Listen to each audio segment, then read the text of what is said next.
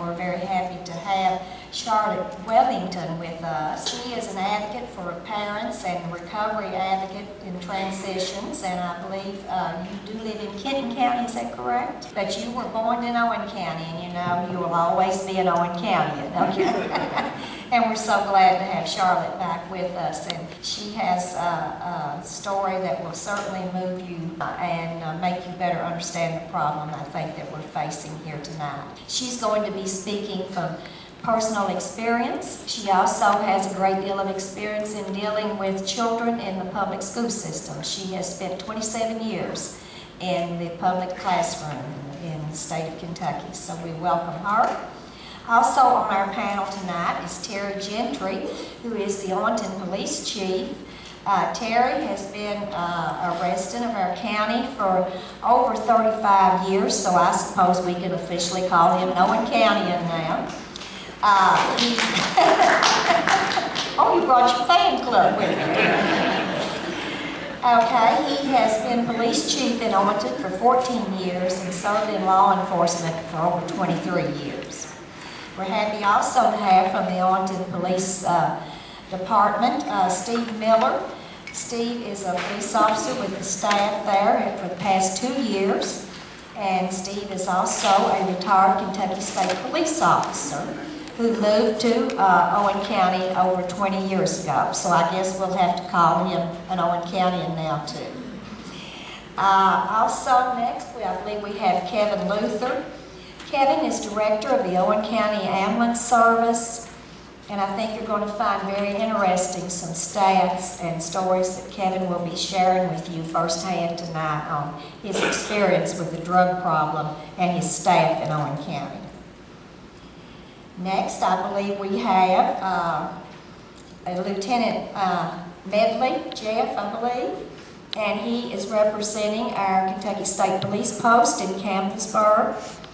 And he is not Captain Hayes, so we want to clarify that. But we're more than happy to have Jeff with us, and I believe, Jeff, you're in charge of operations there at the post, so he certainly knows and has a hand on what's going on at the post there. Next to him is Dr. Larry Johnson, that needs no introduction to the people of Owen County. When I first met Larry Johnson, it was probably back in the late 80s, around 1988, Larry, was that correct or so? He came to Owen County as a guidance counselor in the middle school. Shortly, he decided that he would go back to school to become a doctor. And thank goodness he decided to come back to Owen County, and we're blessed to have him here. I believe you did your residency at St. E's. Is that correct, Larry? Also, next to Larry, let's see, who is that guy down there? Our new superintendent, Rob Stafford, who also has been in Owen County, and for how long, Rob? 20 years. 20 years.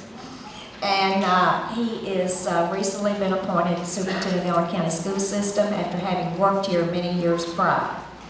So we're glad to have him on the panel. And next to Rob is Josh Smith, the Owen County attorney. And he will be giving you the side on the prosecution with our drug problem in the county tonight. Next to him is Sheriff Seymour Hammond. And Seymour has been in law enforcement now for over 25 years.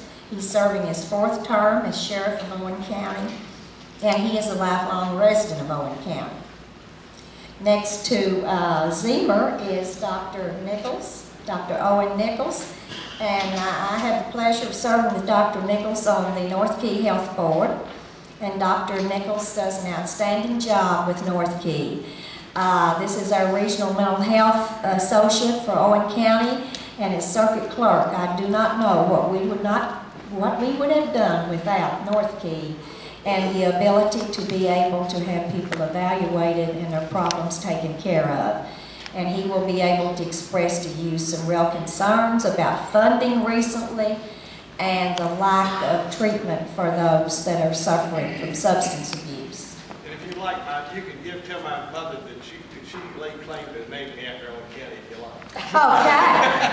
that sounds good. So we're going to. And last but not least on our panel is Dr. Jeffrey Engel. And I told him I did not have a bio on him, so I went online and I was impressed. He has several hits online. He works with the Northern Kentucky Heroin Task Force that he virtually, I think, created, right? He told me before the program started that he knew something had to be done and it wasn't being done, and he just took it upon himself to start action there. So we're very fortunate to have him here tonight. He is a family physician, correct, Dr. Ingalls? Yes. Mm-hmm. And are you still in Bellevue? I am. That's what the website said, and I always believe what I hear on the website. So we're happy to have all of you with us tonight. And now I want to introduce our moderator. Now I want to say just a quick word about Georgia. Georgia has been with Three Rivers Health Department now since what year, Georgia? I lost my notes. 2004. And shortly after I came in 2009, I discovered that our health department was going to have to make some major decisions and change our course. And Henry can verify this. We certainly had the captain at the wheel to change the course. And thanks to the outstanding staff she has and the changes that she's made, we are one of the few regional health departments probably in the area that we're not worrying about finances right now. We're solvent. And she's had to make some very tough choices. But these are very tough times in which we are living. So we're very happy to have Georgia with us tonight. I'm going to ask her to come forward. She recently, the department also, I'm going to quickly say, received national acclaim. They were one of 9 local regional health departments that received national accreditation in the United States. So that's quite an honor.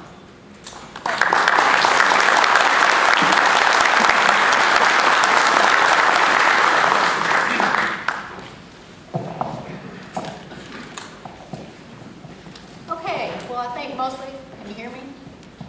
My accent's not as pretty as Carolyn's, but I do have one. And I'm going to be Vanna White tonight, mostly, I think. We've got a very distinguished panel here with a lot of information. This information, we all need to know it. However, part of it is very hard to hear.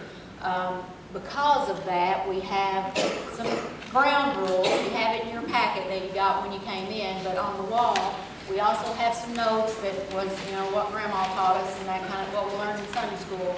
So we want to be respectful of each other. There's a lot of points of view in this room. There are a lot of experiences in this room. So we just want to make sure that we give everybody the opportunity to say what their experience is. We listen to our panelists. They all come from a different angle on what's happening in our community with the drug situation. So we definitely want to get all the knowledge that we can get. We're going to do this in a question and answer kind of format after they talk to us a little bit. You're encouraged on the back of your packet to write down a question. We have several staff from the health department that are here. You just hold it up, they will come and get it, and then I will read the questions. You can direct it on, you can write on your paper which panelist you want to answer it, or if you want any of them to speak to it. Okay. We've got a lot of stuff to talk about, so I'm going to get us on down the road. Our first person that we're going to hear from, they're going to have 5 minutes, so I don't mean to be rude. In fact, before I get started, I'm going to set this up right here so you can see the person that has brought me to the place that we are tonight. That young man is the reason that I'm here. That's our son, Casey, and if it hadn't been for Casey, I wouldn't be here tonight. I can tell you that when addiction came to our house, we were not prepared. I was uninformed and then I was misinformed, and I said that was a deadly combination. But besides the fact that I didn't think addiction would ever come to my house. After all, we were a 2-parent family. We didn't use alcohol and other drugs in our home. My son went to church and Sunday school. He knew right from wrong. He was a good person. He was smart. He had said drugs were for losers. So for all those reasons and for many more, I didn't think that I would ever be dealing with addiction at my house.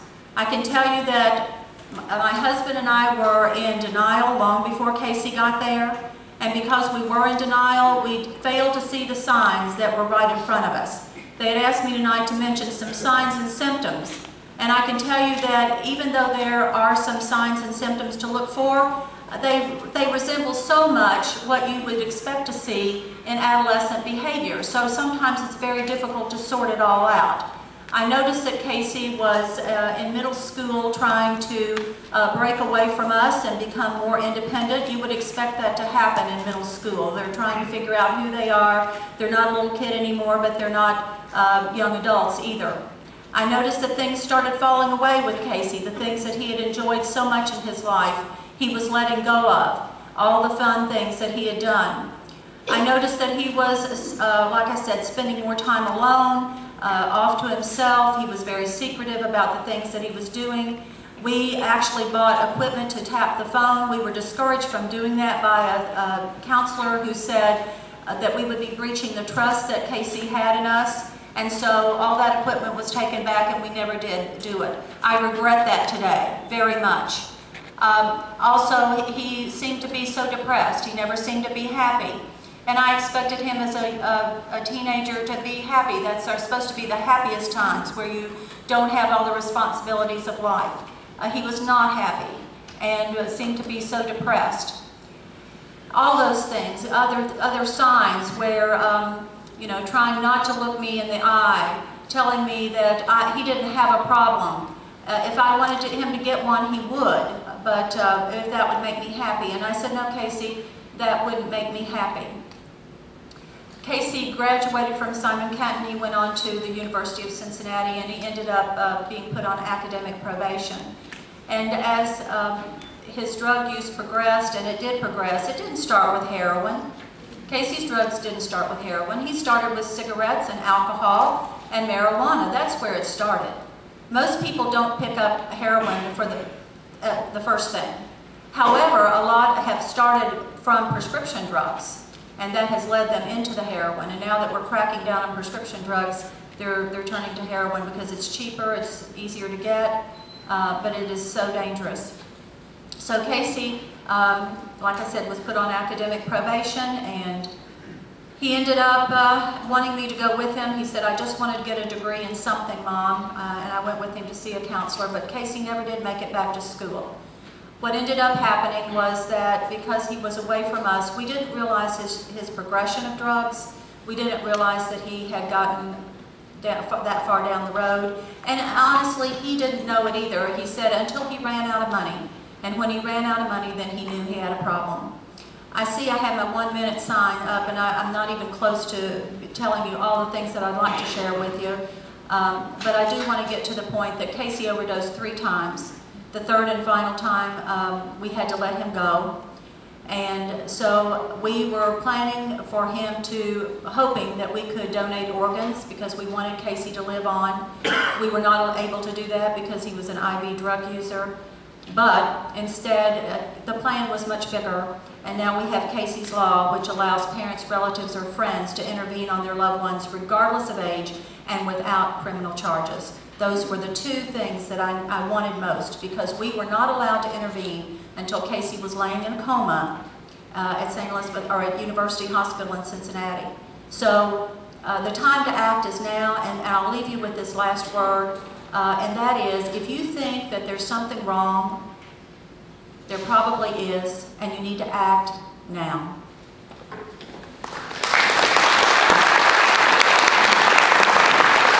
I was told tonight to come up and give some statistics on the past years of narcotics arrests that we've had within our agency.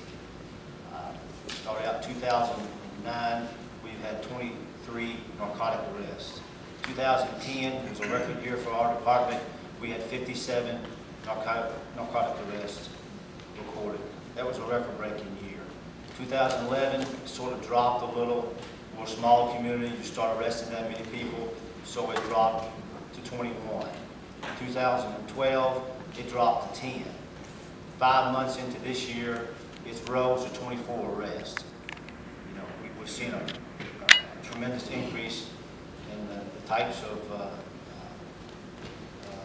heroin is coming in here, and the types of arrests, it's not just your local, possession arrest, it's distributing. We have an officer that joined our department 2 years ago with Steve Miller. I assigned him to basically narcotics. That's his basic job. He's only a part-time officer now. We made these 24 arrests within 5 months. We have a 3.5 man staff. We was cut from 2010. Of course, everybody's budget is cut. County, city, even the state. So we're actually doing more now with less manpower. We are taking now more of a proactive response to the drug problem here in the community. By doing that, I mean going out and gathering information from informants, information from just different individuals on the street, recruiting informants to actually buy narcotics from these drug dealers, and actually prosecuting these people in court. The majority of the cases, like I said, is being worked by Officer Miller. During the questioning stage, we can only probably go into it so far to protect the case and also to protect the individuals involved within the case. Thank you.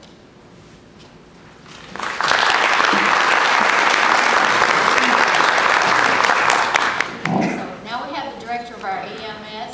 Tonight. As EMS director, we went through some data on our last 2011 runs, and we found 32 cases where there was some type of OD. However, out of all them 32 cases, there was no heroin present. It was either alcohol or prescription drugs associated, as far as we know. But when you get to January of 2012 to the present, there's a total of 53, 14 of them were present with heroin use. Now, the data that we got, there's a lot of them that was unresponsive, where we could not tell what other drugs was involved. Maybe it might have been heroin or some other drugs. I can tell you a lot of the drugs, even with heroin, there's other associated with other drugs and alcohol that's mixed into the equation. But from 2011 to 2012, you have 14 positive cases of heroin. That's a dramatic increase. And not only, you take the families that's encountered this, you've got the crews and the extra training that we have to do to prepare ourselves to do this, plus all the medications that we have to give to these people and try to reverse it. It is a big, big reversal in the EMS in the last 2 years that we have to focus on a lot of this overdose.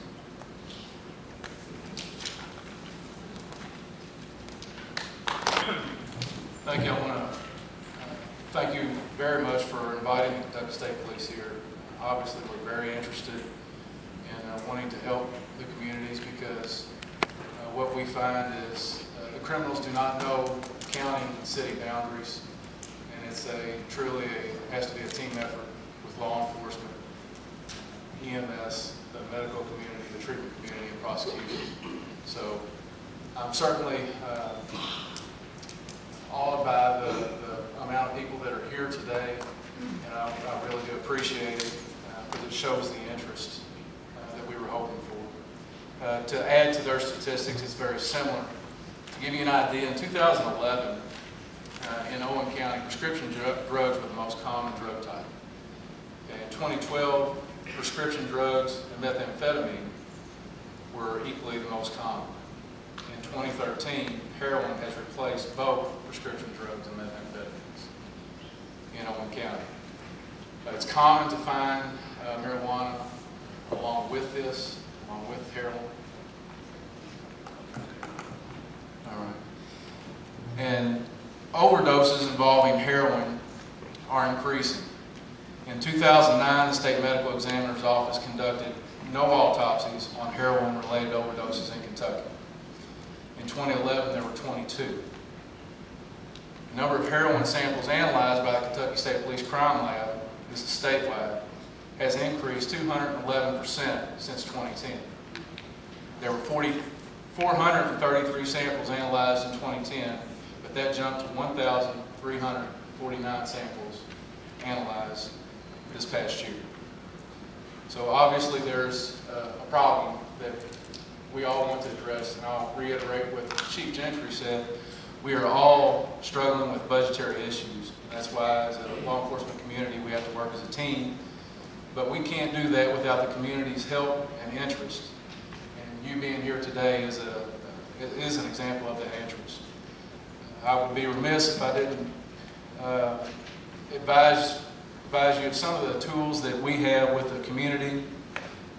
If you wanted to report information, sometimes people want to remain anonymous, and we understand that, especially in small communities. We have a couple tools within the state police that are available. One is a text-to-tip line to let you know what that is. It's 67283. It's completely confidential. You can use your personal electronic device with texting capabilities. And you put that number, again, 67283, in the address field. Type KSP tip in the message field. Leave a space, and then enter information about the crime that you're wanting to report. This information goes to Frankfurt and then is brought back to the post committee, and we assign it out. It's been very successful statewide in helping us combat all types of criminal issues, but specifically drug issues where people don't want to be involved for fear of their own home. Another method is through our public website on KentuckyStatePolice.org. You can go on there and actually type in or report a criminal issue. Again, those come in and they usually are routed to me through the post commander, and I assign them to units or the person that would best be able to handle the issue. So know that when you send us this information, it's not forgotten, it's not looked over. We do assign people to it, and we are actively trying to combat the problem. And we appreciate your help and your interest here today. Thank you. A lot of statistics tonight. I have worked in the emergency room here at the local hospital for about 11.5 years. And I looked at the past statistics for the past 12 months, and we've been personally involved with 34 cases of overdoses in 12 months. That's pretty scary to me because that means we're averaging one overdose about every 11 days. And that's a total turnaround from what we saw just 7 or 8 years ago. The first 3 or 4 years I worked here, it was almost totally alcohol overdose. And then we went through a period of about 3 years where it was a combination of alcohol, prescription drug overdose. But unfortunately, in the past 2 years, most of the overdoses we've had are linked to heroin. This is not unique to just Owen County, as you've heard. It's happening in the counties around us. I talked to other emergency room physicians and EMS directors. They're seeing the same thing. The problem is the drugs we're encountering today are much more powerful than maybe years past. The onset is much more serious. The type of unconsciousness is more rapid than we've seen in the past. I've had the unfortunate experience of being in the emergency room when a mother or father stands there wondering about the anxiety of, is my son or daughter going to make it? Fortunately, most have. Unfortunately, some haven't. Maybe even more worrisome is the student or patient who gets dropped off at our door and nobody shows up to see what happens to them. It's very heart-wrenching. It's not a unique problem to our community, but as testimony here, look at the people around this community who are concerned about this. And it's going to take all of us together. I mean, I see people from the law enforcement community, the faith community, the social work community, the medical community. I think this is where it starts. There's not a magic pill to stop overdose. It's been around for a long time. We know that the Aztecs were using cocaine at least 5,000 years ago. And we know the North Africans were using a hallucinogenic called cat 10,000 years ago. Mind-altering drugs have been around as long as history's been recorded. But we are in a period of time when those drugs have become more powerful, more deadly, and we realize there is a problem, and we know what that is. It is a problem, and now we've got to know how to come together to correct the problem. I see these members here, I see you here, and I think we all recognize what's going on. We need to start working together. Thank you. My name's Rob Stafford. I'm the Owen County School Superintendent, and I just recently joined the school system. Been gone for a few years, but I did serve the school system for about 16 years as a principal and the director of pupil personnel and as a teacher.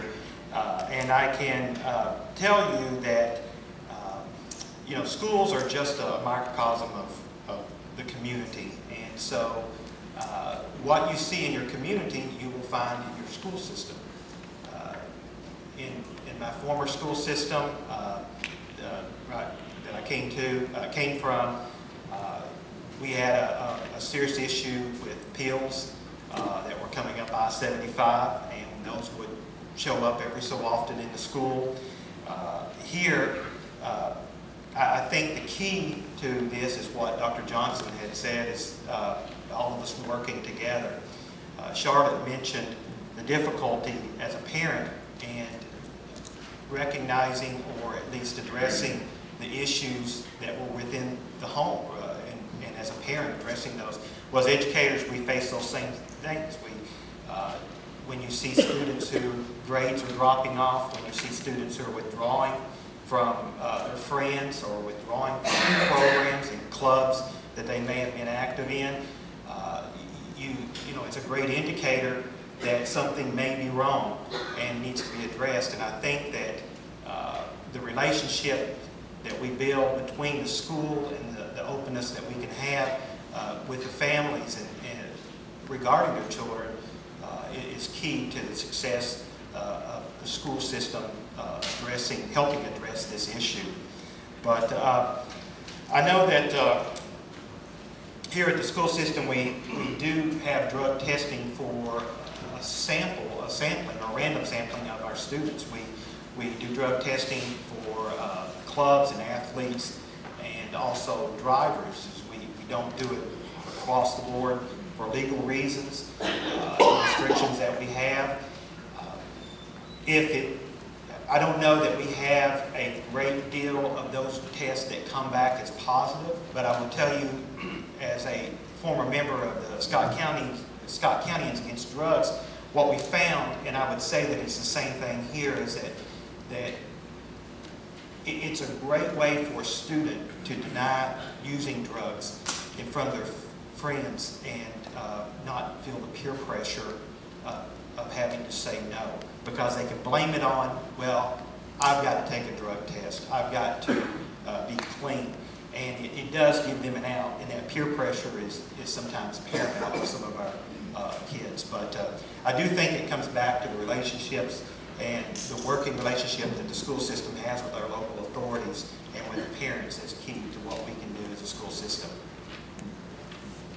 First thing I want to tell you is you've heard a lot about Owen County. We're not alone in this fight and battle that's going on with drugs. Grant County, Carroll County is in the same boat, if not worse than Owen County at this point in time. Carroll County right now is overrun with drugs and overdoses, much more than any stats we're going to give you here today. So first of all, it's not a fight that Owen County is fighting alone. Second of all, this doesn't affect one class of people, certainly. Drugs affect the whole spectrum, from middle class, upper class, the poor, everybody. I've seen every type of case from every type of situation. The thing that it cannot affect me or my family, that's not the case. It can affect anyone, and once it gets its hold on people, then it's very difficult to get away from. Okay, I'll try to speak more. The next thing is I deal a lot, once again, I know a lot about the felony cases. Last year in 2012, there was 80 criminal indictments here in Owen County. That's quite a bit, to be honest with you, for Owen County. When I worked with Mr. Crawford, we ran around 40. Now it's up to 80. Half of those dealt with drugs or alcohol.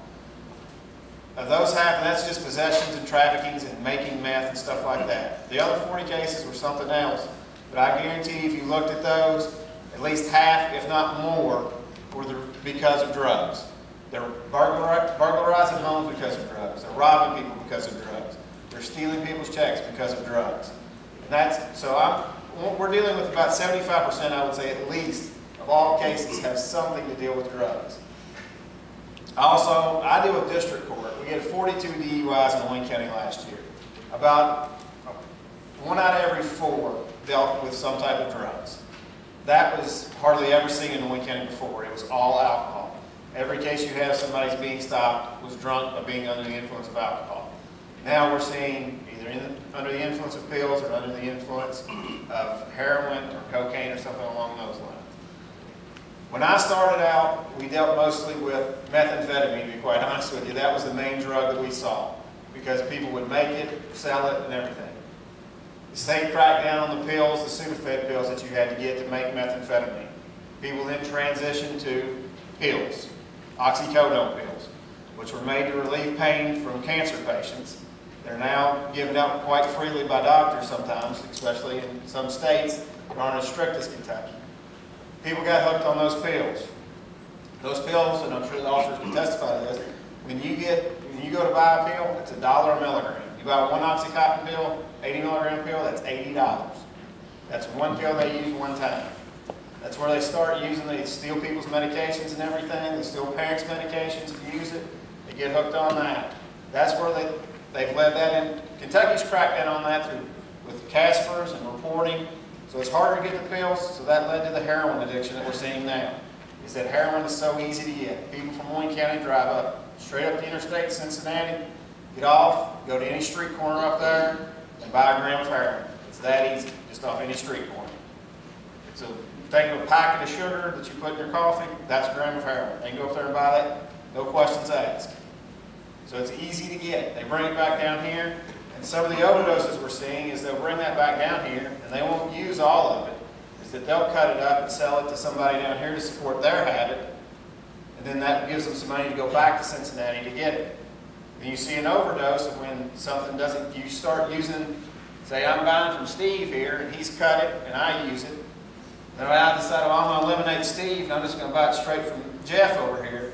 So I buy it from Jeff, but Jeff hadn't cut it like Steve cut it. There's much more heroin in that, not the cutting agent. So I get a larger dose of that into my body, and that's what causes an overdose that you're seeing here. I deal with the juveniles too. There's juveniles that we see. I can't get into names or stuff, but it happens with juveniles. We see people testing positive for heroin, using heroin, almost every court appearances now. So it is a problem here, and it also deals with younger people. I see I've got a minute left. I know Ms. Withington talked about this. Casey's Law, you can come to my office to fill out stuff in regards to getting a loved one or a family member evaluated for this. We've done 2 of those, I think, since I've been here, and I don't think either one of them ever made it all the way through the process. The main issue that I've seen with those is payment for the treatment facilities that people run into sometimes. That's when you can come to my office. We'll sit down and explain everything to you. If you have any questions, we'll be happy to talk to you in regards to that. But like I said, we've dealt with it twice, and both times the individual decided that they would want to go on their own, and we didn't actually have to go through the court proceedings to do that. So, thank you.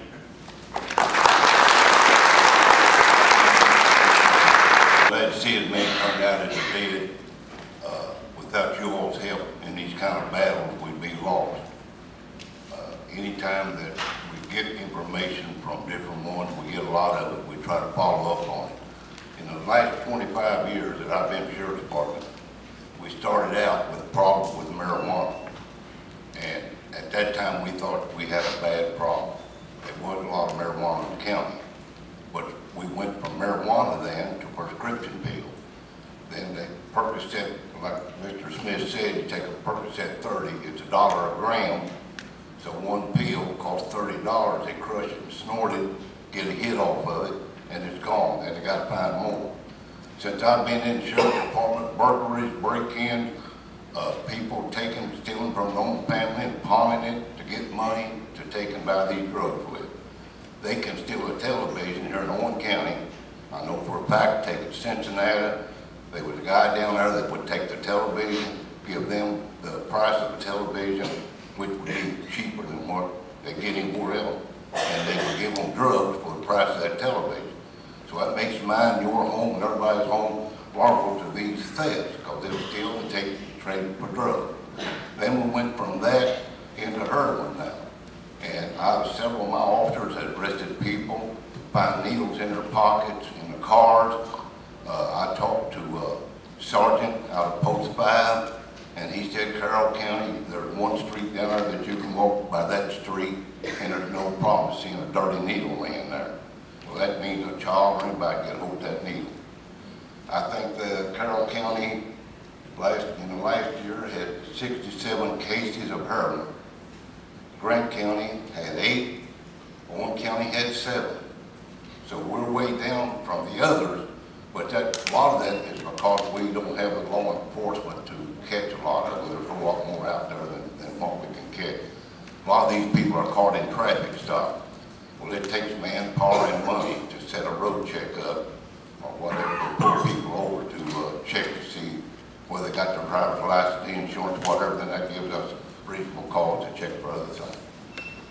And from the best of my record, that the Owen County Sheriff's Department that we dealt with was 13 overdoses. Of course, we deal within the county and in the city both. But as in the past, when we started out and we had a problem with marijuana, we worked with state police. They get a helicopter up, we were able to find it. Marijuana you can smell. If you detect it in a car or someone smoking it in their house, once they went to crushing these pills and snorting them and went to heroin, then that done away with part of our ability to check these things. But with the help of us working with the citizens of Owen County, and I have brought dogs out here to schools, which I'll continue doing, checking the automobiles in the parking lot and the lockers in the school, and working with state police and city police, and working with you all as individuals is the main thing. And we'll try to get upper hand on saving the young people that's coming out of the school system, that keep them off these things. We got called this year so far to the high school, and 2 of the young people that we took out back out to the office already had needle marks. I talked to the young man, I said, son, it's a one-way street. You're either going to wind up in jail, you're going to overdose and be dead. And the young man, what really hurt me, looked at me and said, Mr. Hammond, he said, it's such good feeling. He said, when I get out of this, I'm going to try it again. After I talked to him about it. So it's a problem that we're all going to work together with to try to save our young people. And any way that any of y'all can call in or help or see something unusual or something, I'll be glad to come to your home and talk to you or talk to your kids and see if we can try to get our hand on it. Thank you. Kind of have a history of running on sometimes. Let me just start by saying thank you all for having me here with you tonight.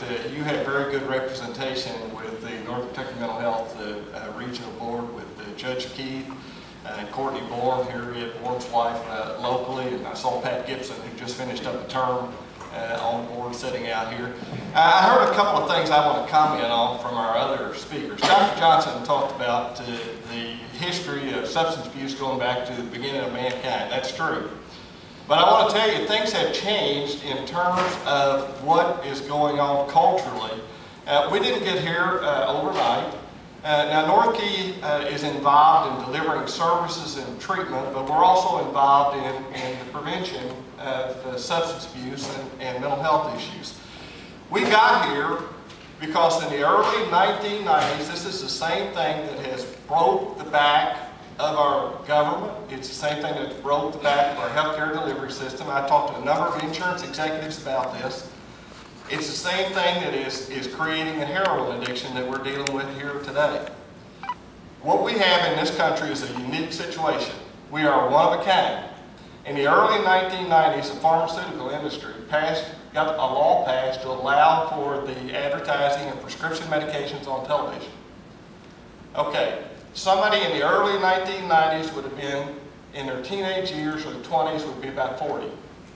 Now, the use of medications are higher for a 40-year-old person in this country than an 80-year-old person in this country. Are the health conditions higher? No. The use of the drugs, though, is a cultural issue. The only way we're going to change that is to address that in a systemic, cultural way. We have created an addicted population. Watch the news, watch the 6 o'clock news, and count the number of commercials that you see on television. I heard OxyContin mentioned up here. When OxyContin was brought to market by the pharmaceutical industry, they advertised it as not addictive for about 3 years. They had the research showing that it was an addictive drug, but they did not release that to the public. Only last year was a law passed requiring the pharmaceutical industry to release that information to the public. I'll give you another great example that's in my field, Zyprexa. Zyprexa is an antipsychotic drug that was introduced about that same time. 1% of the population suffers from schizophrenia. That drug was so heavily advertised, the first year that it was on the market, it made $16.3 billion in profits. Folks, this is not something that one town hall meeting is going to change. We could solve our entire economic issue in the state of Kentucky. I've talked to a number of legislators about this. All of these commercials that run on TV, every single one of them could be taxed. They're not going to stop advertising these drugs because they make so much money off of them. That has created a culture where every kid thinks it's okay to take a pill, where every adult thinks it's okay to take a pill. That's their first response to any problem. We have got to make it known that that is not the way to deal with every health problem that comes up. Most of our health problems in this country are directly related to lifestyle. Obesity, high blood pressure, diabetes, the list goes on, and the same thing is true for many of the mental disorders. I could go on and on about this. I get the opportunity to review a lot of research. The board is good enough to me to allow me to participate in a lot of national things. So I get to see a lot of national organizations, and I get to participate on the Neuroscience Education Advisory Board. And that board, all the drugs that are out there and so forth come through a pipeline basically in the research. It takes about 10 years for a drug to get to market. But we went from World War II, when methadone was developed as an alternative to morphine in Germany because of the shortage that they were experiencing, to that being the only treatment for heroin addiction until about 15 years ago. And then about 15 years ago, there was a market there because we had created a culture that it was okay for everybody to take a pill. So when we created that culture, then the drug companies are now profiteering off of that. They're creating drugs to treat heroin addiction. But that doesn't solve our problem. If you look at the cost curve in our insurance, if you look at the cost curve in our healthcare system, it has gone skyrocketed since we implemented a law allowing the advertisement. I see my 1 minute is passed and up. I can go on, and I didn't even get to the things that Carolyn wanted me to talk about. So, thank you. So I'm just going to assume that there are people out there who are going to try to save your own loved ones. I'm going to assume that you have family members who are caught and trapped in a cycle, and you are harmed from it, and they are. So let me talk about the overall plan that you need to keep in your mind for a regional plan, the things you need to focus on. Treatment, harm reduction, prevention, which is primary prevention, and what I'm going to call is recovery. Recovery means rehabilitation, relapse prevention, and re-entry. Obviously, if people have gone the wrong way, you want to get them back in. In your community, you have great power. You have to harness it. You're going to have to organize. You got to make one entity, one organization of people who are interested in doing this. The mothers, the family members, and you need to get together, and you need to understand, as a community, you're very powerful. I just referred to the NRA. They are very powerful, and they can protect their guns, and you're going to try to protect your people. So get together and make one organizational system. We have an organization up in Northern Kentucky called Northern Kentucky PAR. Charlotte can tell you more about the PAR. It's people advocating for recovery. And we, in 3 months, ended up with 270 people. And I tell you, there's nothing like having a mother who's lost their child or trying to protect their child who's interested in getting things done. I'm going to tell you that I can talk about each one of those elements very clearly. First thing, though, you're going to have to fight to get adequate treatment. And that also means that you have to figure out how to get mechanisms to match your funds so you can get people into treatment. If they're not in treatment, they're actively using. If they're actively using, they're recruiting other people. The best way to get somebody to not start is to make sure that they're not hanging out with people who are using, and the best way to save somebody's life is to help them get into treatment. The secondary thing that I was asked to speak about, or primary thing I was asked to speak about, was a medication called naloxone. The nice thing is we are very lucky. Naloxone is good for not just illicit drugs like heroin that are opioids, but I'll tell you, for the same prescription medications I prescribe my patients, and if they accidentally overdose, they can be used for that. And actually, as spoke before, most people who die from overdose are not dying from heroin, but from prescription drugs, and most often prescribed to them, but taken because they have pneumonia, or they took too much, or combined it with something, accidentally, they overdose. So, naloxone now, legislation has been passed, House Bill 366, and the first responders here will eventually be able to have this medication. Right now, it's not FDA approved, but if it comes in a pre-filled syringe, not with a needle, but and then you get a packet of 2 of those with an aerosolizer, you can spray it up someone's nose who's actively overdosing, and they will wake up pissed off and probably a little bit of withdrawal, but alive. It's the same thing that the emergency folks use. They use it in needle form. Eventually, if things work out, and they will work out, and you can help with this because you can actually raise money and put pressure on different people to make it facilitate quickly enough, you will actually be able to have it, or your friends, or maybe the person who's actually using. And yes, this does not increase the likelihood of getting them to use more. Basically, if you look at the communities that have started using it, they've had a 50% reduction of deaths. And as Charlotte would say, you can't get into treatment if you're dead. It also reduces the morbidity and mortality. So it's called naloxone. You'll be hearing about it. I'm hoping to work with emergency room physicians, eventually distribute it through different facilities so that you can save your family members, and hopefully we can get them into treatment. We can prevent other people from starting. We can also make sure that we can figure out how to keep them from relapsing in the future. Thank you. Is for Lieutenant Medley. How do major law enforcement offices operating in Owen County work together in dealing with the sale of drugs in the county? One of the things that I can tell you is that the law enforcement community is very concerned. This isn't the first time I've met or talked to Chief Gentry.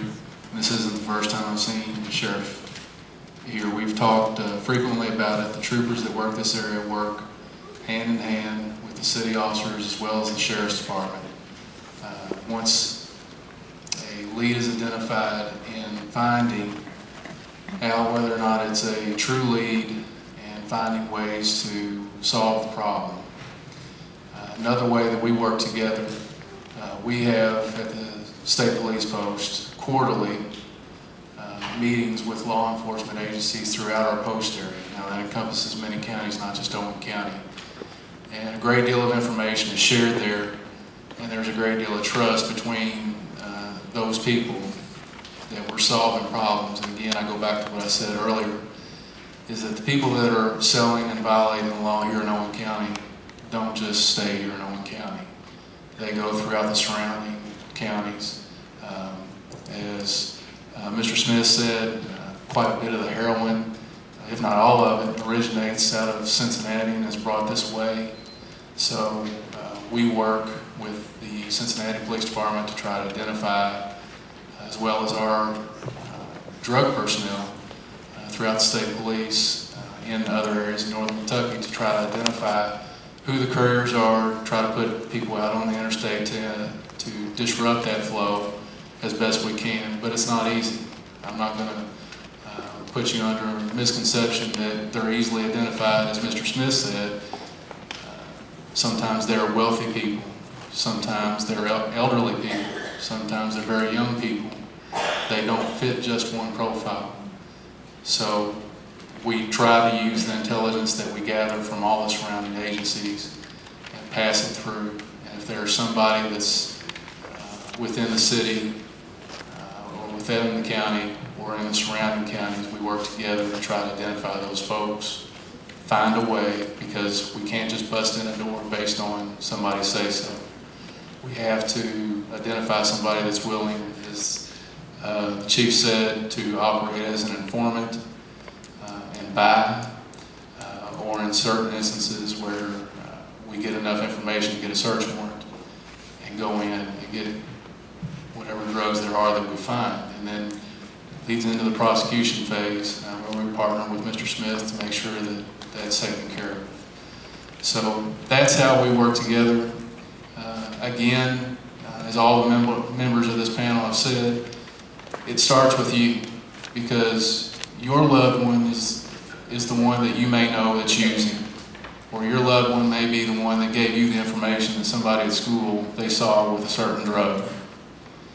And whether you're giving it to the chiefs, the sheriff, or the state troopers, you've got Trooper David Stahlbach in the back, you got Trooper Justin Sams, Trooper Corbin, Dusty Corbin, as well as some others that work in this area, that they're all too willing to respond and try to find a way to address the problem. Also, we continue, as I said, the text-to-tip line has really been helpful in other areas, and I think the more that we get that information out, a lot of people don't know about it, but the more that we get that information out, or we can get some anonymous tips, we can begin to work as partners with our other law enforcement agencies to resolve that problem. I know it's a long-winded answer. It was kind of an open question. There's many ways that we work together to address the problem.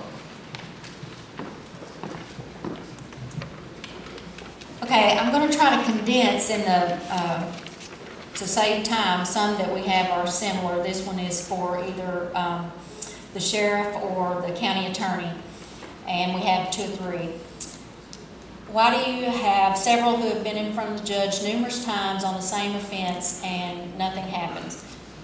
And we have another one that talks about relatively the same thing. How do people continue to get arrested and nothing happens from there? Okay, part of that you can thank your legislator for, so I'll start with that part of it. When I started here, every person who got picked up for possession of any type of narcotic, whether it be pills, heroin, cocaine, methamphetamine, you did 6 months in jail. You didn't get, your bond was set at least $5,000 cash, and you did 6 months in jail. During that time, you got a substance abuse evaluation, and if you were honest with the evaluator, then you went to a rehab and you went from jail to rehab. You didn't go back on the streets, you didn't go back with your friends, you didn't go back with the same people that you were associating with, you went from jail to rehab. That's the way we did it for the entire time I worked with Jim Crawford in the 3 counties that we were in. In 2011-ish is when the legislature changed the law, in which made anybody who gets picked up for possession of anything is supposed to get a bond as soon as they can be verified as having a place to live, and somebody will sign saying, I'll take them with me. That's the law. The judges, I can argue, Judge, they should be kept in jail. They look at the pretrial officers and say, what do they score? If they score low, they let them out on bond. And everybody scores low unless you don't show up to court, basically. You're a convicted felon, that's 1 point. You don't show up for a traffic ticket, that's like 6. But that doesn't make any sense, but that's the way it is. So the people automatically get placed on bond. While on bond, they're monitored, drug tested, and stuff like that, but they're still back doing the same things they were doing. And drugs get out of your system fairly quickly, depending on what you're using. So if you're using heroin, you're talking about stuff that's going to be out of your system 24, 48 hours. So unless you're drug testing almost immediately after use, you're not going to catch the person using. So they're out on bond doing that. Then they're presumed to get probation at worst case. They would actually prefer that you defer to prosecute, which basically means you continue it out. And if they don't get in any trouble, then the case just goes away. But at worst case, they're supposed to get probation. And these people are starting to realize that now that they get caught with drugs. And that's on the first offense. It's also presumed for that for the second offense too. So you're talking about stuff that really takes it out of the prosecutor's hand, and it really takes it out of the judge's hand by what the legislators enacted into doing that. That's the first thing about why you see the same people there repeatedly. It's not that they don't get anything, it's that that's what's happening when they go to court. Also, part of that problem deals with, I mean, even though I know my mom thinks this, is when I would tell somebody tell her they got 5 years in penitentiary. Well, 5 years, that sounds like a long time, and it does. But then you think that there's parole with that, and off a possession case, parole is 15%. So if you got 5 years, 15% of that's roughly 8 months before you go out and go back out on the street on parole. So that's part of the reason why you see the same people a lot of the times in the court system repeatedly, is because of that problem. And the second part of it is you've heard us all talk, you've heard the doctors talk about rehabs, and those are very good. And the first thing I tell people when they come to my office is, you know, if they're caught with something, I mean, we try to get them into rehabs, but they have to first of all admit to the evaluator what problem they have and be forthright and honest. That doesn't happen a lot of times because they're downplaying their problem, or they don't want to go to rehab because now if they go to jail, they'll be out quicker back on the streets back to what they were doing. So the main thing is they have to want to get off the drugs. And if they don't want to get off the drugs, everybody's banging their head against the wall because the person's not going to get the help they need until they realize they got a problem and they need to get off of it. And once they do that, and that's through family and talking with them and convincing them that, you know, they need to change their life. People love them. We want you to be a part of our family, not for a day, tomorrow, but for years. Because as the sheriff said, I mean, if you're hooked on this stuff, you're going down a one-way street, of which it's either you're going to be in the penitentiary or you're going to be dead. I know that once again is a long-winded answer to the question, but you know, we try to do the best we can with jail and get them in their drug rehabs, but a lot of times they're beating the jailer when the police arrest somebody. The jailer takes them to jail, and a lot of times they're almost beating her back to the county before on a bond. So that's why you're seeing some of these people back on the streets, and you're saying, I know the sheriff, the city, the state police arrested them last night. What are they doing back out? I can tell you that's a lot of the problem of what's happening.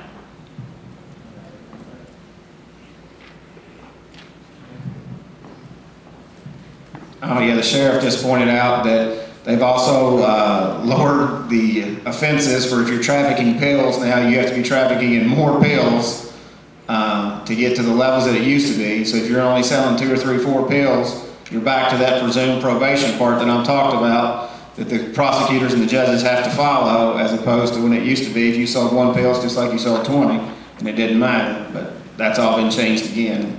We're trying to save money through the housing people in jail. That's what they're, according to the state, but that's part of the problem as well. When House Bill 463 passed, it was to save the Department of Corrections $450 million. And that money was to be diverted to the community to provide treatment, because it cost over $30,000 a year to keep somebody in prison, and it cost $3,500 a year to provide treatment. Corrections has yet to spend 1 dime in the community to provide that money for the services. In fact, the program that Ms. Weatherton represents, Transitions, they cut their program, which Corrections was paying for, from a year to 6 months. Folks, you cannot treat somebody with a heroin addiction in 6 months and expect a positive outcome. Now, you know, if you look at the math and you save $30,000 and you spend $3,500, the worst treatment programs in the country have a success rate of better than 20%.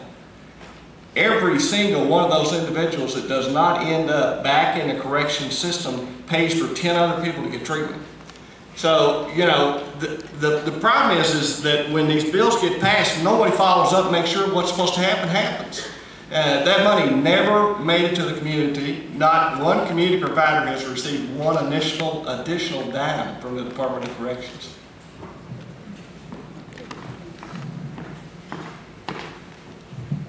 Okay, our next question speaks to Charlotte's organization. Well, the question was, what is a parent advocate, what do you do, and what resources do they have to offer?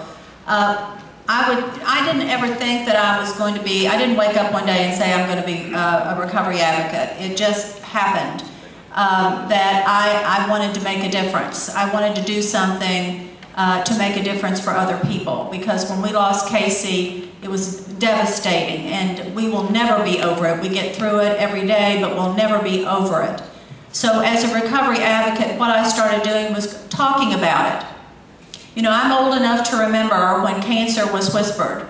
People didn't talk openly about cancer, but think about what happened after they started talking about cancer. We started having, you know, walkathons, telethons, all kinds of fundraisers, and as a result of that, there was all kinds of research dollars that were spent. Now we have more people living with cancer than dying from cancer. That's what I hope to live to see the day for people who have the disease of addiction. Now let's talk about the disease of addiction. Someone who is addicted is not capable of making a good decision for themselves. That's why Casey's Law is because someone or something has to intervene. Now, in the past, it's been the criminal justice system. That's why we're in the position that we're in now. We had incarcerated all these folks, and now we can't house them anymore. So now what are we going to do? What other disease do you know of that you have to be arrested first before you get treatment? I don't know of any other disease like that. I know that when Casey had the disease of addiction, we were told that he had to want to, lose enough, and hit bottom. We were waiting for all those things to happen. They did. He died. Nobody wants to be addicted, number one. People who are have lost more than enough. They've lost their families, they've lost their homes, they've lost their jobs, they've lost their insurance, they've lost their self-respect, and more importantly, they've lost all hope that they can be anything other than what they are right now. And hitting bottom, what is bottom? People have hit multiple bottoms and still continue to use. That speaks to the power of addiction. Now, what do recovery advocates do? They do just what I did just then. They talk about it. We talk to each other about it, because I would be willing to bet that your neighbor, someone you go to church with, someone who lives down the street, is dealing with the same problem that you're having right now, maybe. And because you're not talking about it, then you're isolated and you feel so alone, just like the person who has the disease of addiction. Now, what resources do we have? Well, not nearly enough, I can tell you, not nearly enough. At Transitions, we have a grand total of 11 detox beds. 11. We've got an epidemic going on, and we've got 11 detox beds. Detox is the first step to getting into treatment. Treatment facilities do not want to take you in unless you've been detoxed. About 5 or 6 days usually. And so then what? Casey was told to call back. That would be like telling someone who's having a heart attack, take 2 aspirin, call me in the morning. They may not live till the morning. Casey was told he could receive a summons within 90 days to appear in court. He did, the day of his funeral. When I called back to tell him that, she told me I didn't understand how the system worked. And I told her an addict does not have 90 days, he may not have 90 minutes.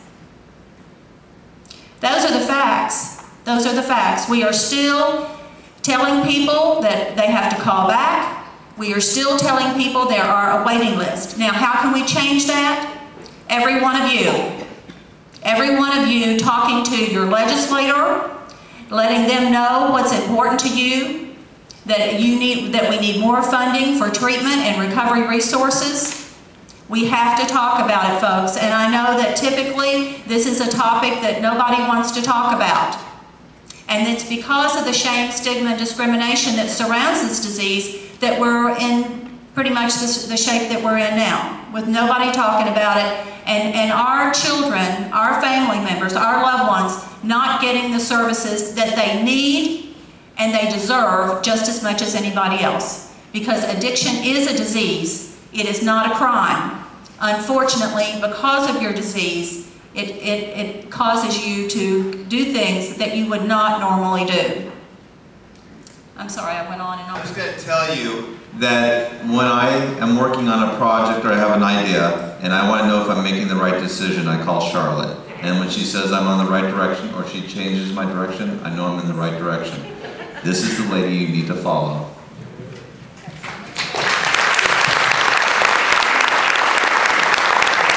How do I make sure, protect my child, that they do not become prey to people who use drugs? I don't know I can answer that question. I don't have the right answer. I'm going to tell you what I know, that there are people who are more resilient than others. That doesn't mean that everybody's resilient, but if you look at resilient communities, they tend to look like they're doing more things right. They're spending more time doing things that are driven towards being active and healthy. If you're too busy to get in trouble, you're less likely to get in trouble. It doesn't mean you can't. But I will tell you, we probably need to start looking at the fact that being very independent and being a society that says we're going to do it on our own is not going to work. We have got to start developing. Governor Fletcher organized this as a means of treating the problem of chronic homelessness in the state, realizing that a lot of the homelessness is being caused by addiction and the need for treatment. Those centers cost $0 for the person going in. Zero. Now, while they're in that program, now I think that was the one you were referring to, wasn't it, Mr. Nichols, Dr. Nichols, that it was cut. The time that they're there, it was cut, which was very disturbing to me, because one of the things that we know is a benefit to somebody that's trying to get better is time. They need a lot of time to get better. But there is one for men and one for women in each congressional district. Going in, you don't have to have any money. At a certain point in the program, you get a job, you pay rent according to what you're making. So that is a huge resource that we have in Kentucky that we didn't have before. So as a petitioner with Casey's Law, if you can make arrangements for a bed at one of the recovery centers, it's not going to cost you anything. So that becomes a moot point. That becomes a matter of formality. And you as the petitioner are the one that's choosing the facility. The court doesn't do that. You make arrangements for the evaluations to be made.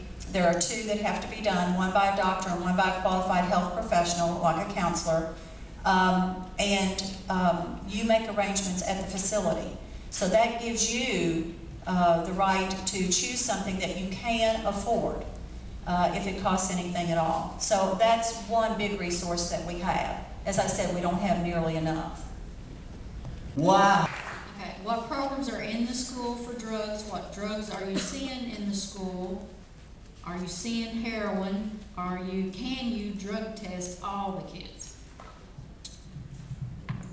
Well, I'll start with the drugs that are being seen probably are more of pills and marijuana that they would be able to find on students, as Zimmer was saying, and that's not in my knowledge base because I've not been here that many weeks.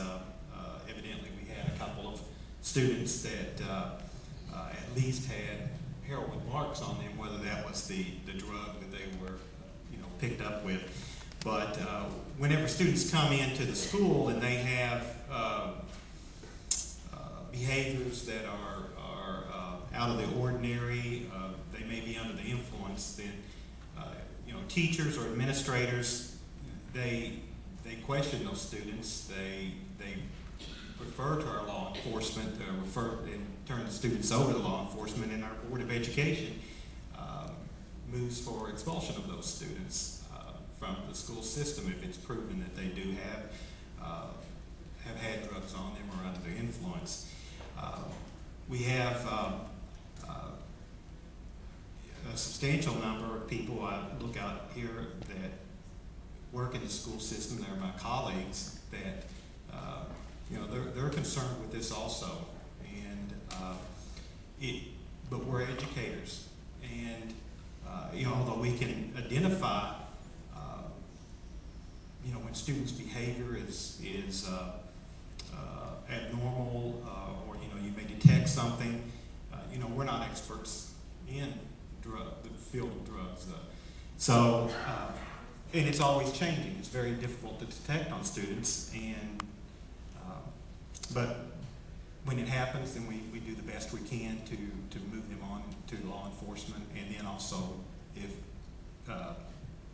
necessary, to move them to the Board of Education for a hearing. There was another part of drug testing all students. From my understanding, legally you cannot do that. You can only test students who are in particular programs, like the athletic programs, their drivers, but to randomly test all students would be a violation of their rights. We can prosecute positive drug tests for kids that are in court, as far as that goes. If there's a juvenile that, as Mr. Stafford, the sheriff, has explained, and we have them in court, part of their conditions are that they are to be randomly drug tested, and if they test positive, the judge, I would say 99 chances out of 100, issues a pickup order for them, and they get detained up in Campbell County at the Juvenile Detention Center. There's also, if you're an adult and are on bond, you get randomly drug tested, and if you test positive for that, you also get picked up, and only the difference is you're put in the Carroll County Detention Center as opposed to the Juvenile Detention Center. But if, as far as a random drug screen just for your son or daughter, that, you know, you give them to them at home, we cannot prosecute drug screens that just come up, and if they're positive for marijuana or heroin or whatever, that just off that test, we cannot file a charge off somebody having a drug in their system. Based off of that, they have to already be in the court system for us to have an effect and be able to deal with them as far as that goes on a drug screen that tests positive. But like I said, there's several juveniles that we've had that you see the route they go down as far as from 16, 17 years old, have been in detention, been in rehabs, and turning 18, and then I see them 6 months later, and they're in adult court for doing something. So, I mean, it's a progression that you see as far as going through from juveniles to adults. Just an additional comment on the drug testing. The drug testing that the school does for athletes, drivers, so on and so forth, is what we consider non-punitive. Is if they test positive for drugs, our goal is not to get them into the criminal justice system. It's to seek help for them. It's to work with their family to try to get them to pursue whatever resources that are there, so that the child receives the assistance that they need for their addiction or for their problem with drugs. One last thing with juvenile court is, it's actually, I mean, a lot of times when we deal with people, the first thing says, was he going to have a felony on his record forever? That's a lot of questions that parents have when they have a young child that's 18, 19, 20. Why don't he even have a felony on his record and never be able to get a job? With juveniles, people that are under the age of 18, if they get in court in juvenile court, we can help them in juvenile court through resources that the state will provide, because they'll provide in payments for bed dates and for rehabs. That doesn't stay on their criminal record. That is a juvenile record, and it is sealed. So while I know it's a tough thing, but I've had parents that have turned their own kids in for drug use because they said, look, I don't know anything else to do other than that. And especially if they're under the age of 18, we can start working with them younger, before they may have the full-blown everything addiction, and maybe get them stopped before they turn 18, before they commit more crimes, and where if they get cleaned up, straightened out, it's not on their record showing up 10 years from now when they are applying for jobs. I'll just finish up going down the line. because the question is what measures could be taken to prevent drug abuse. Sorry, I realize that's loaded. Number one is, obviously we have to get people into treatment. People don't become drug addicts or on their own. It's a social disease. So we need to get more people into treatment first. And then obviously we need to develop a resilient community where people are doing things that obviously we talk to your family members about how to protect.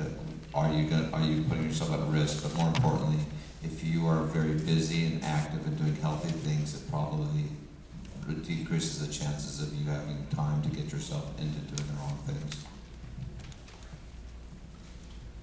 Well, there's a pretty consistent stepwise progression in substance abuse. It starts out as an impulsive experimentation. A kid tries it, have a little fun, and then the next thing you know, they've got a compulsion to try it again. And then especially with heroin, it becomes an obsession that they cannot break away from. Because the withdrawal from heroin in itself is so painful physically and mentally that what you end up with your long-term chronic use is basically they're trying to get whatever high they can get. A lot of times they're really not getting much high anymore. They're simply avoiding the pain that they go through with the withdrawal. That's the reason it's important for the treatment program to be long enough to get them completely clear of all that and to establish a new pattern of behavior. Because there are not that many people that, you know, statistically, that are going to develop the addiction. There are lots and lots of people that start out with the impulsive experimentation that don't develop a substance abuse problem.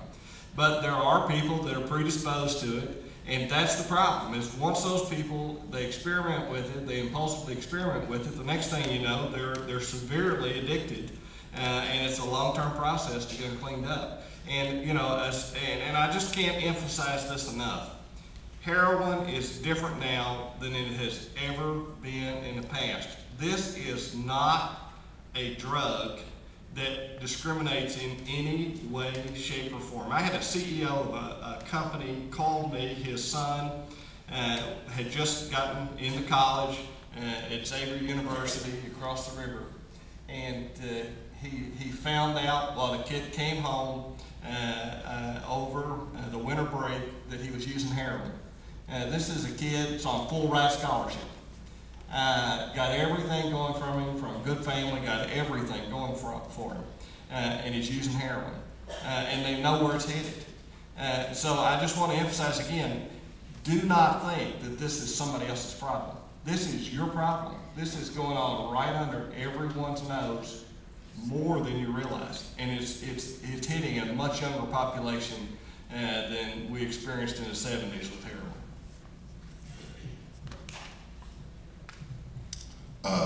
I would advise all parents, I'm getting back to young people again because they're dear to me. I advise all parents to know what's going on in your home.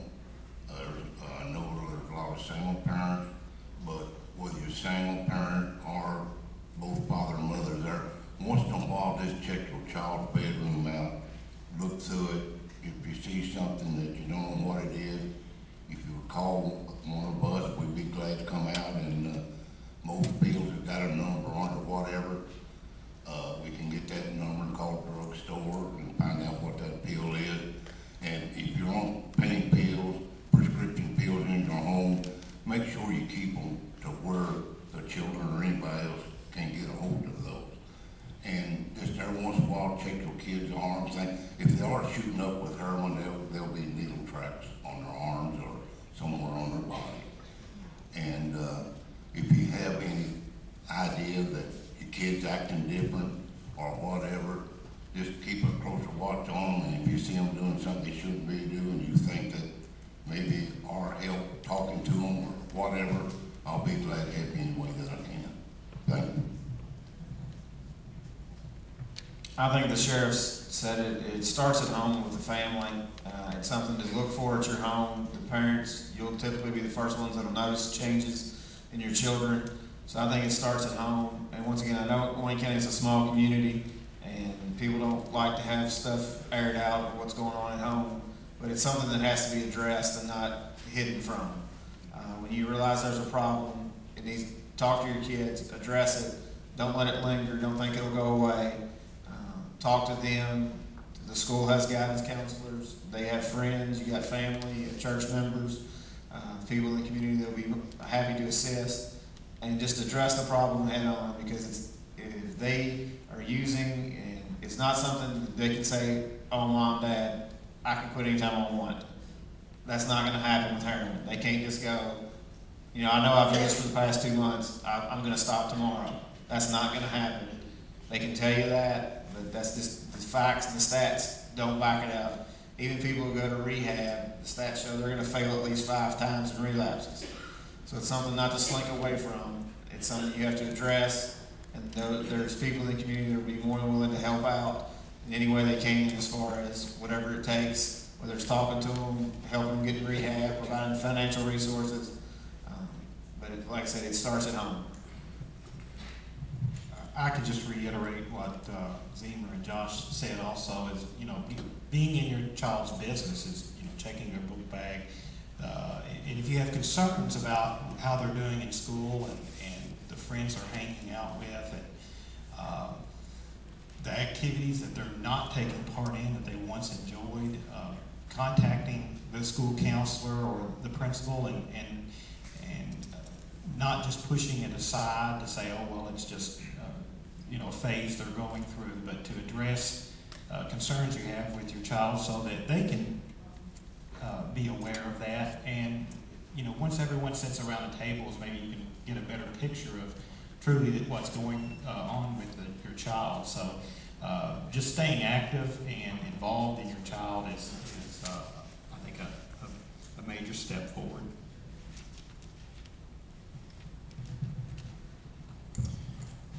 Knowing I was going to be here tonight, I had an interesting conversation with one of the ER doctors last night who grew up in Pakistan, where he has family members and friends who grow poppies to make opium.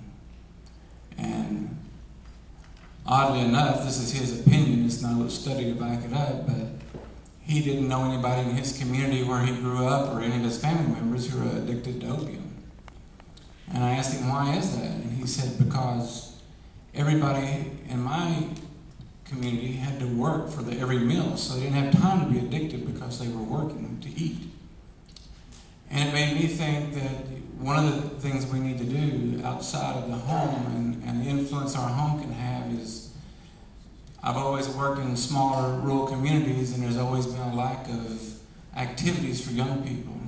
And we all talk about involving young people and getting them involved in things, and as a community, we need to work through the schools and through our churches and through Parks and Rec to develop more programs with high peer expectations, because outside of the home, peer pressure, in my opinion, is the next biggest influence on kids. And if they're active and they're surrounded by their peers who don't think using drugs is a good thing, and they can have as much influence, or maybe not as much, but a lot of influence close to what other family members can have.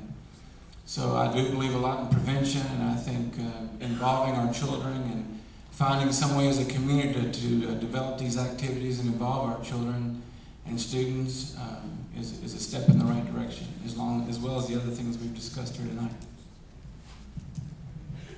I would just reiterate what many of them have said as far as keeping your kids, not getting them started. I would probably speak more as a parent of a 9 and 11-year-old. They have a trooper for a father and a guidance counselor for a mother. So they don't have a shot at all at getting away with a whole lot. So what I'll tell you is that is what we do. We keep them involved. They don't have a free minute to do anything. If they're not in a sport or in some type of scouts or activity, we keep them involved. We keep them engaged with people.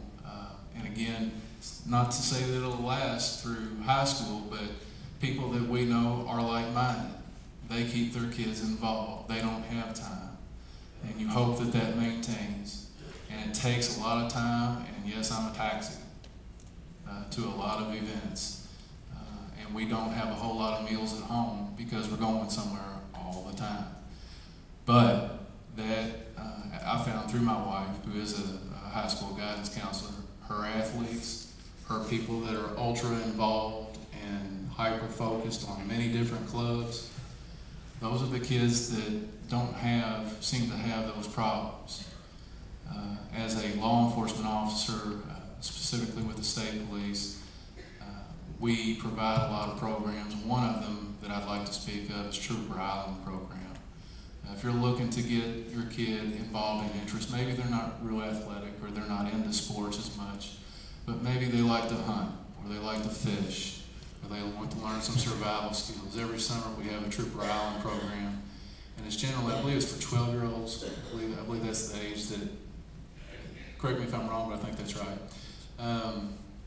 Where they can go, especially if they're disadvantaged. We target disadvantaged kids, but it's for all kids. And we take names from every county in our post area. And we take them to Dale Hollow Lake. We have an island there, and we teach them a lot of skills. And we interact with them quite a bit. The other thing I would focus on and talk about is, because I was a DARE instructor, having the ability to speak to some of these kids, it was a real eye-opening experience, and that was back in 1997 when I became a DARE officer. I had no idea, truly had no idea, what these kids were facing. And I worked the road, I started in 95, worked the road for 2 years, and I thought I'd seen a lot. So the home environment is, I would agree with Mr. Smith and the others that have spoke, is the most important determining factor. And I've seen some kids that are hyper involved, but the way that they're pushed sometimes can push them as they get older towards things where they seek relief. So while constructive criticism is also always a part of improvement, as parents we need to give them the esteem to understand that they're worthwhile even if they can't shoot a 3 or they can't strike out a batter.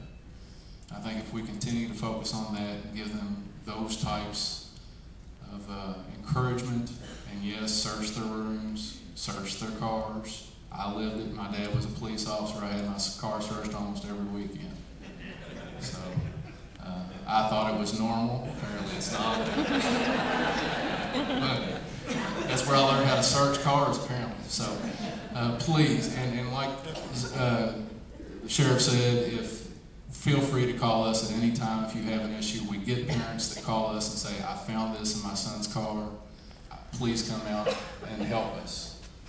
And you know, that's a day that I don't like to see that a kid is going down that path, but all of us, I think, would agree that's what we got into this for, was helping people. And if you can catch them at an earlier age, the better. I know I've spoke a lot, but it's something that I'm very, that's the reason why I got into this job, was kids and what they were going to face and what some of my friends faced. So I would just encourage you, give your kids self-esteem and keep them actively involved. I agree with the board, what they have said, but also, you know, with community forums like this is a beginning. And if we could have more of them and be vigilant in your community and be aware of what's going on in your community. And if something's not right, report it with all these tip lines that's coming out. And also I will say that home, I remember when I was growing up, we eat supper at the table, and I know now there's a lot of times where families are working and stuff, they don't have time for that. But take family time. Know what your kids are doing. When something's not right, that's time to intervene. But the only thing I have to say is that, again, you need to know where your kids are at. We're seeing kids out here at 11, 12 o'clock at night. I'm talking little kids walking the street. And I see them, and I say, oh my gosh, well, that kid couldn't be very old. I, pull up, I have to put them in a car, and have to take them somewhere, take them to the police department, call their parents, or run them on home. They're maybe 20 feet from their house, run them onto the house. And then go in and talk to their parents, wake them up. The thing is, they're out there, and they're going to get in trouble. And if you don't know where they're at, I mean, if the parents don't know where they're at, they are going to get in trouble, one way or another. They're out there, there's people out there that will sell them drugs to get them hooked on the drugs. I'm on the street every day and I see these things that, you know, the pills are being traded for everything. I mean, they'll trade pills all the way down the line for everything. They can get their hand toys. Kids will actually trade each other pills. Mom and dad's pills out of the medicine cabinet. And they go in and get them, and you won't miss one or two. Now, let's fess up now. You've got pills somewhere that these kids can get to. And when they get to them, they get rid of them by trading other kids for you know, toys, like I said, and so on. But if you just watch your children and watch their habits, watch who they loaf with. We've got groupies. We have several groups of kids right now. I can just write their names down and tell you in 2 to 3 years, I'll either arrest 1 or 2 of them, or the little girls are usually land up pregnant, and it's a mess. This town is a mess. I'm not going to sugarcoat it. I'm out there with my feet on the ground doing it. I'm the one that's wiring the people, buying the drugs. I know what's going on. I had no idea before I started doing this how bad it was. I'll be honest with you, I really don't know what we can do about it as far as, except for education and try to start now to get the younger ones turned around. And if we can do that, possibly, and some enforcement, that takes enforcement. And when you can't be your kid's buddy all the time. You have to be a parent. That makes sure, you got to make sure that they understand you are a parent. You're not their big buddy. And I've had so many kids tell me, well, I'm not going home because, you know, Mom will be ashamed of me. I said, yeah, they ought to be ashamed of you, what you're doing. But I guess I'm the only, and I'll stop with this. I'm the only ordained minister on this panel, I guess, right? I'm an ordained Baptist minister, been preaching 36 years. I still preach. I'm telling you right now, we've got to get these kids turned around in church, in some organized church activity where they will understand who God really is.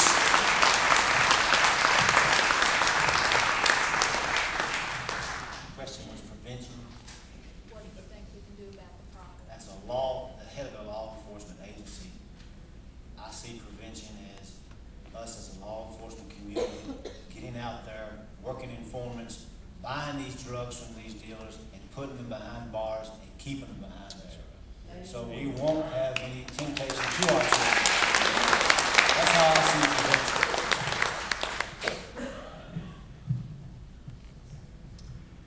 Well, I just want to say, I want to give you all permission. You have the right to check your children's things in their rooms. You have the right to do that. You know, everybody's so worried about everybody's rights. They told us we were trying to take Casey's rights away from him. We were just trying to give him the right to live the life that he was intended to live. So, number one, you have that right. Exercise it. Number two, don't be afraid to confront your children. You know, I was afraid to confront my son, I think, because I never wanted him to feel badly about himself. I never wanted him to think I didn't trust him, I didn't believe in him. I regret not being more confrontational with Casey. I regret that. I also will say to you, trust yourself. You know your child better than anybody else in the world. You know them. You know when things aren't right. Trust yourself. I regret listening to some of the information that I got. As I said before, I was uninformed and then I was misinformed. And that was a deadly combination for Casey. So, and sometimes I will say, if you wait till it happens to you, you've waited too late. Know about it now. Know about it now, as you would any other chronic, progressive, potentially fatal disease. Know about it now. Because when it comes to your house, It's so overwhelming that you just don't even know which way to go or what to do. Also, what would you do if you were going, if you knew that your children were going to school and they were being poisoned? That was a question that was posed to me by the author of Treating Adolescent Substance Abuse. And he asked me one day, we were at a workshop, he said, Charlotte, what would happen if we sent our children to school and they were getting food poisoning? What would happen? I said, oh my gosh, we'd have the World Health Organization, we'd have the FBI, the CIA, we'd have everybody on it right now. But we are sending our children out and they are being poisoned. You know, it's kind of like our children are like the canaries that went into the coal mines. Some of our children aren't coming back either. And it's because of what's out there that's killing them every day. Now, I want to ask you this, and I want you to answer. If you know the answer to this question, I want you to just shout it out. It's not a hard question. When do your children stop being your children? Never. What'd you say? Never. Never.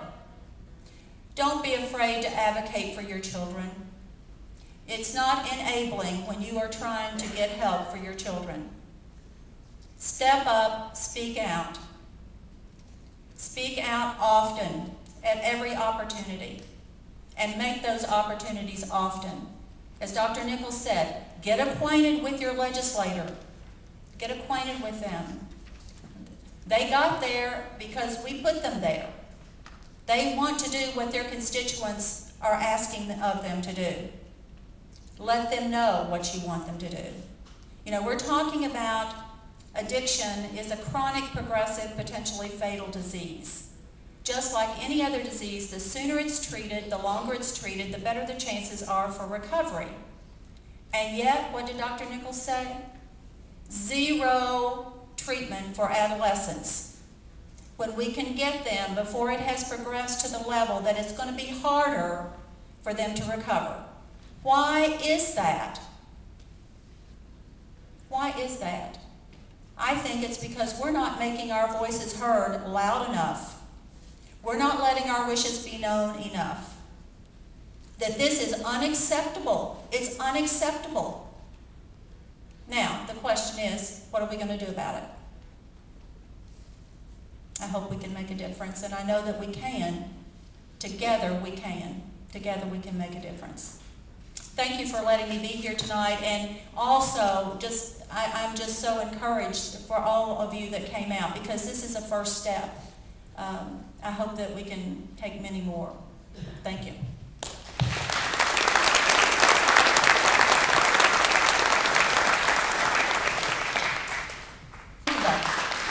And when we see something, we need to report it. And this is what has got to happen. And we've got to change our way of thinking. And we have lost our values and our morals when we let our society get in the shape that it's in today. And we're all to blame for that. And we must all share that blame. And we need to turn things around by not criticizing each other, but supporting each other and leaning on each other to get the job done. Thank you all for coming.